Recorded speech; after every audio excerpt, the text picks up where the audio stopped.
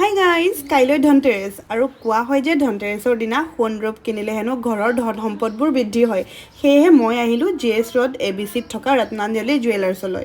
ইয়াৰে ডিজাইনবোৰ বহুত বেছি ইউনিক। মোৰ বিয়াৰ গহনাও ইয়াৰ পৰাই লোৱা হৈছিল।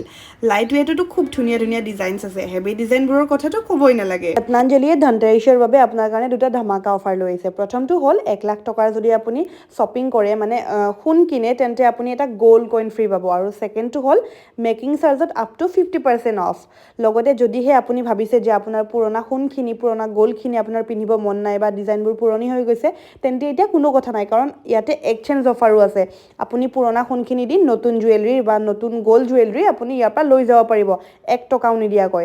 ৰত্নাঞ্জলিত EMI চিষ্টেমো এভেইলেবল আছে। আপুনি 0 ডাউন পে'মেণ্ট দি জুৱেলাৰী লৈ যাব পাৰে। ৰত্নাঞ্জলিত গ'ল্ডৰ লগতে ডায়মণ্ড আৰু চিলভাৰ জুৱেলাৰীও পোৱা যায়।